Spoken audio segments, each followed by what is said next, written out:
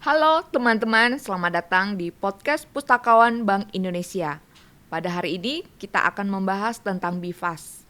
Yang kita tahu merupakan sistem pembayaran retail nasional yang dapat memfasilitasi pembayaran retail secara real time, aman, efisien, dan tersedia setiap saat. Nah, sebelum kita membahas topik yang sangat ngetren ini, aku punya pantun nih buat sobat podcast di rumah. Pergi ke Papua cari kain motif. Pulangnya mampir ke Halmahera. Cakep. Kalau mau ngobrol yang inspiratif, ya nontonnya podcast Pinang Papua. Cakep. Nah, Mas Arfa mau balas nggak pantun gua? Oh, tentu aja dong. Gue juga udah punya pantun buat Mbak Asik. Tati. Siap-siap nih ya. Oke, Pergi ke pasar bareng Deksonya. asik, Ke kios beli buah durian. cakep, Terima kasih atas undangannya. Salam dari tim sistem pembayaran. asik, yeay. Mantap Mas Arfa. Oke, sobat podcast, sebelum kita bertanya-tanya lebih dalam lagi kepada narasumber kita, nah, biasanya tak kenal maka tak sayang. Mungkin Mas Arfa yang di depan saya ini bisa perkenalkan diri kepada sobat podcast di rumah. Silakan Mas. Oke, terima kasih banyak Mbak Tati atas kesempatannya. Sebelumnya, halo teman-teman sobat podcast yang ada di rumah. Halo. Semuanya, perkenalan, nama saya Arfa Bioso. Saya merupakan asisten manajer di tim sistem pembayaran BI Provinsi Papua. Salam kenal semuanya. Salam kenal Mas. Nah, gini, aku punya nanya nih kepada Mas. Mas Arfa bisa jelaskan nggak kepada sobat podcast di rumah apa itu sistem pembayaran BIFAS dan bagaimana cara kerjanya atau penggunaannya? Oke, sebenarnya kalau terkait dengan BIFAS sendiri, itu pada dasarnya adalah sebuah infrastruktur sistem pembayaran retail yang mencakup secara nasional nih Mbak Tati. Nah, ini memfasilitasi pembayaran retail secara real time atau langsung, aman, efisien, dan selalu tersedia setiap saat. Jadi 24/7 tuh BIFAS akan selalu hadir buat teman-teman yang ingin melakukan transaksi. Seperti itu kurang lebih Mbak Tati terkait BIFAS. Nah, kalau untuk cara kerja atau penggunaannya kayak gimana Mas? Mungkin bisa dijelaskan secara detail. Oke. Kalau untuk penggunaan BIFAS sendiri kurang lebih hampir sama seperti transfer pada umumnya ya. Karena mungkin kalau teman-teman tahu sebelumnya BI juga punya infrastruktur pembayaran yang bernama SKNBI. Nah, SKNBI ini istilahnya merupakan versi lamanya dari BIFAS, atau istilahnya BIFAS ini merupakan versi modernnya dari SKNBI dengan tambahan fitur-fitur yang tadi sudah saya jelaskan dengan kemudahan dan manfaatnya, sehingga BIFAS bisa dianggap menjadi infrastruktur pembayaran yang lebih efisien dan mudah. Penggunaannya kurang lebih sama saja seperti SKNBI pada umumnya, melalui mobile banking bisa, ATM bisa, counter, teller, dan berbagai sarana-sarana lainnya. Seperti itu Mbak Tati. Oke. Nah, biasanya kalau orang mau buka rekening nih, apa dia harus minta kepada customer service-nya penambahan fitur tersebut atau gimana nih? Nah, misalnya ada sobat podcast yang di rumah yang masih awam terkait sistem pembayarannya. Oke, jadi terkait dengan BIFAS sendiri, pada dasarnya itu sudah tersedia di masing-masing PJSP atau penyelenggara jasa sistem pembayaran yang mendaftarkan dirinya di Bank Indonesia. Jadi untuk para nasabah atau calon nasabah sebenarnya tidak perlu istilahnya mendaftarkan diri untuk mendapatkan BIFAS. Karena pada dasarnya BIFAS itu ketika calon nasabah sudah mendaftarkan ke bank yang sudah terdaftar di Bank Indonesia, maka secara otomatis dapat menggunakan infrastruktur pembayaran BIFAS ini sendiri, teman-teman. Seperti itu. Nah, kalau BIFAS itu bedanya sama KRIS itu apa, Mas? Oke. Jadi Nah, kan tadi BIFAS dia tersedia setiap saat 24 jam, 7 hari. Nah, bedanya dengan KRIS? Kalau BIFAS sendiri itu kan lebih ke arah kita bagaimana melakukan transaksi dengan cara transfer seperti itu. Jadi pemindahan dana dari satu pihak ke pihak lain. Sebenarnya mekanismenya secara teknis itu sama dengan KRIS, cuma sarananya yang beda, medianya yang beda. Seperti apa tuh, Mas? Nah, kalau tadi transfer BIFAS itu bisa menggunakan mobile banking dan ATM. Nah, kalau KRIS itu menggunakan barcode. QR ya? QR code, betul sekali. Jadi kita melakukan scan barcode yang tersedia dengan kris itu, lalu kita sudah bisa melakukan pembayaran di situ. Jadi sarananya saja yang berbeda, seperti itu, Mbak Tati. Oke, makasih Mas. Nah, aku nih mau baca nih, ada titipan pertanyaan dari teman-teman Genbi. Genbi ini adalah mahasiswa kampus yang menerima bantuan beasiswa dari Bank Indonesia. Oke. Nah, yang pertama itu ada Genbi dari USTJ atas nama Swastika. Dia pengenanya nih, berapa sih limit transaksi minimal dan maksimal dalam satu hari? Silakan Mas. Oke, sebenarnya kalau kita bicara minimal dan maksimal transaksi, kalau kita ngomong batasannya per hari, itu sebenarnya memang tidak ada batasan. Tetapi batasan yang ditetapkan oleh Bank Indonesia itu pada dasarnya adalah per transaksi, jadi bukan per hari. Kalau untuk minimal transaksi yang bisa dilakukan dengan BIFAS itu bisa Rp1.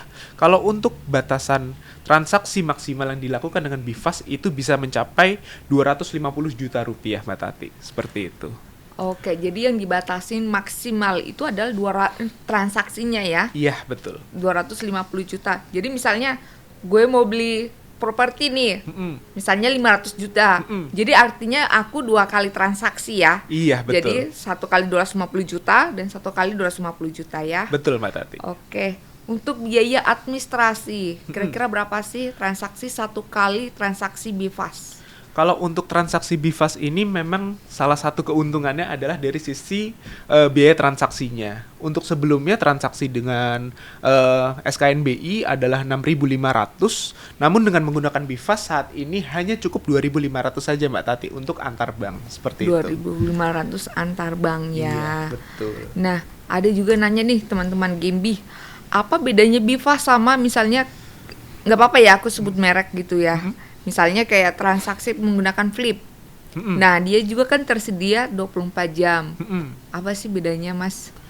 Kalau sebenarnya untuk transaksi dengan BIFAS sendiri, memang kalau e-wallet itu memiliki fitur BIFAS juga sebenarnya. Jadi ini cuma sebagai wadahnya aja, Mbak Tati. Aja ya. Jadi misalnya kalau ketika kita punya salah satu dompet digital ya, punya ada dana di situ, mau ya, kita misalnya transferkan. link aja, Dana, ShopeePay, kayak gitu ya. Iya, betul.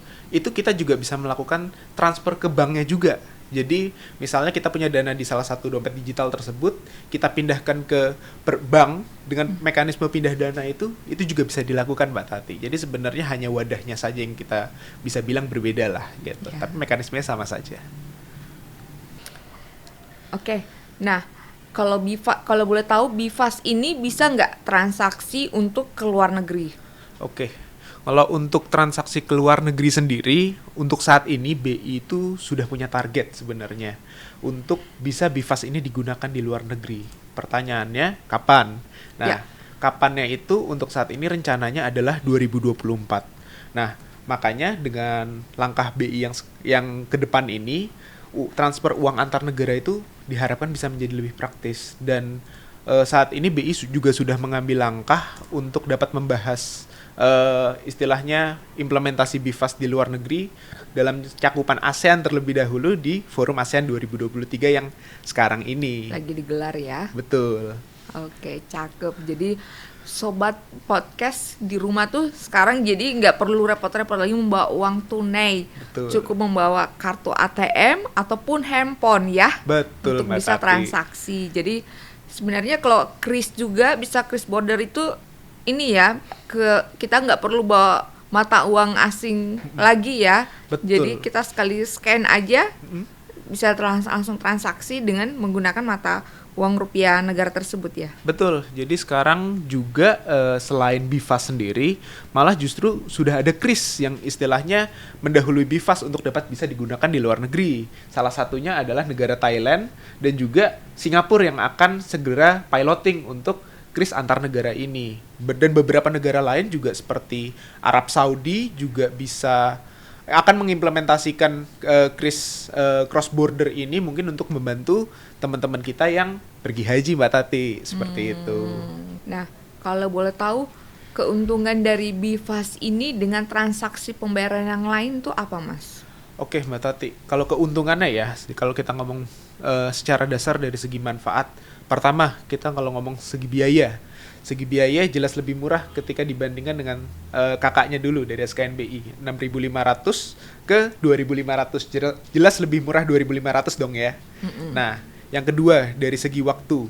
Bisa tersedia 24/7, 24 jam 7 hari, dan juga secara real time. Kalau yang sebelumnya itu masih transaksi secara periodik, jadi hanya waktu-waktu tertentu aja yang bisa dilakukan transaksi menggunakan SKNBI seperti itu. Dan Terus, ada jam-jamnya ya, itu iya. clearingnya. Iya, betul. Nah, kalau pakai Bifast bisa kapan saja dan di mana aja. 24 jam dan 7 hari sobat podcast di rumah. Iya. Nah, kalau Dani titipan pertanyaan lagi dari Genbi Musamus atas nama Nangkulo Fadli Irianto dan Genbi USTJ atas nama Adiardi Sukwansa. Iya. Bagaimana kalau terjadi error sistem pada Bifast serta apa yang dilakukan untuk mencegahnya dan kita melapor ke siapa? Oke.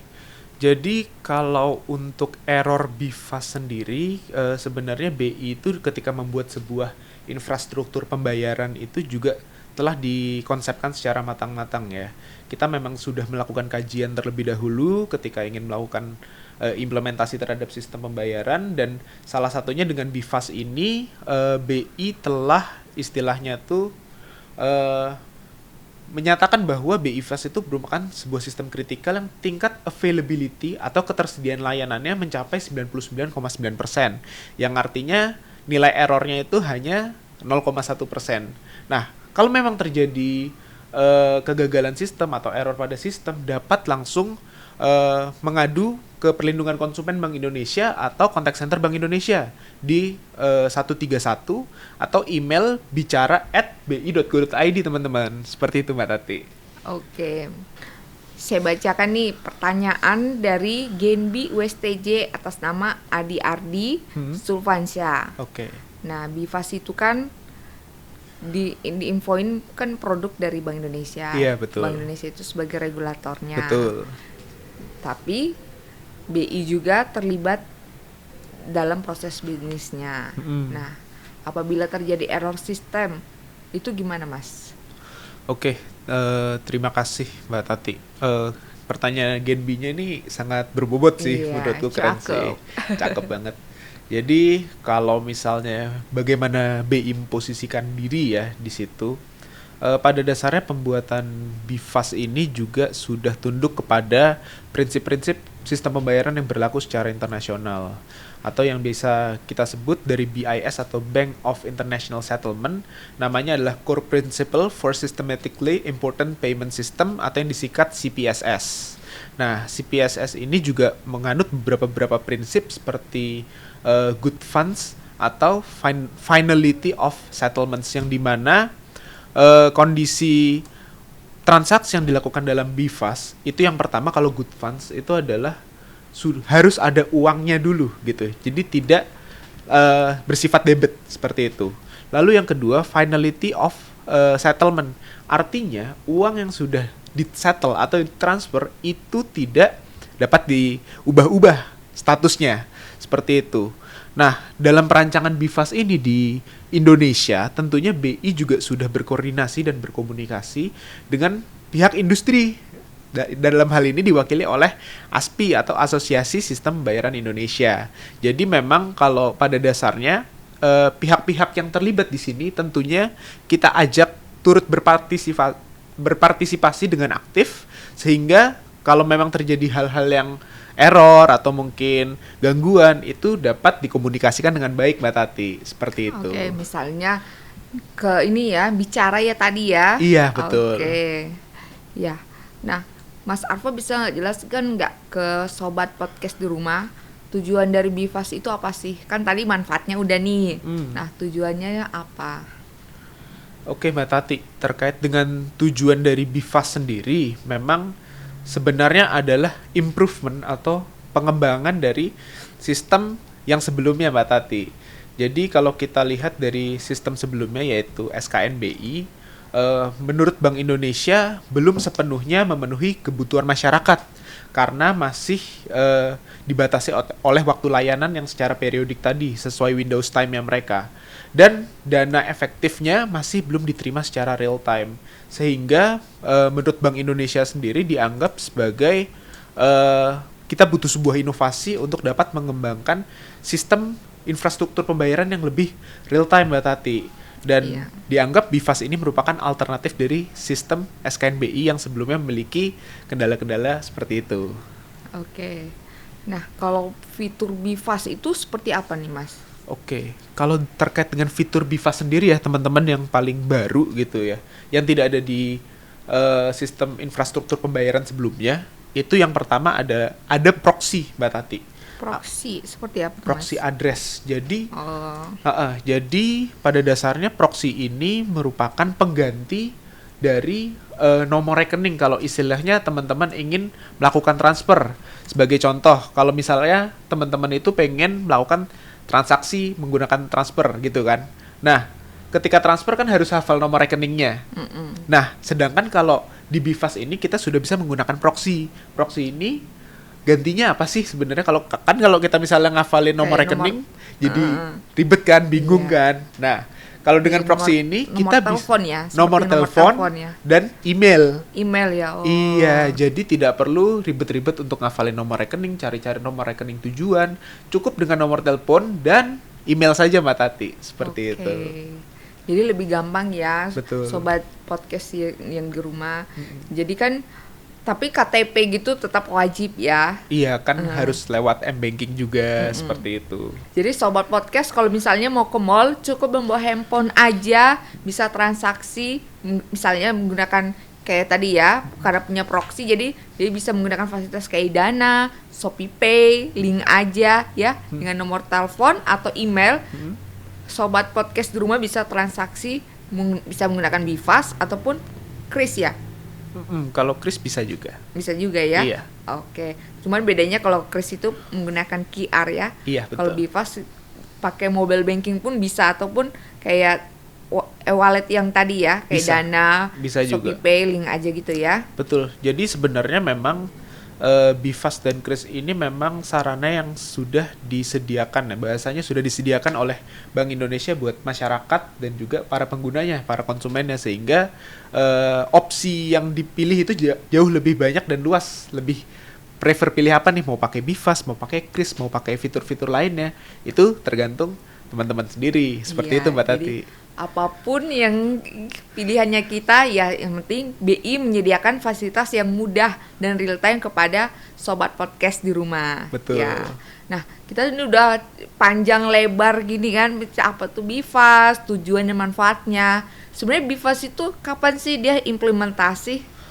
Oke, BIFAS itu sudah diluncurkan oleh BI itu tanggal 21 November tahun 2021, Mbak Tati. Jadi memang kalau kita sebut mungkin masih tergolong baru ya, tapi semoga penerapannya di masyarakat dapat jauh lebih luas lagi ya, Mbak Tati, dengan kemudahan yang ada tentunya. Ya, real time dan biaya administrasinya murah ya, dari 6.500 ke 2.500. Betul, Mbak Tati. Ya.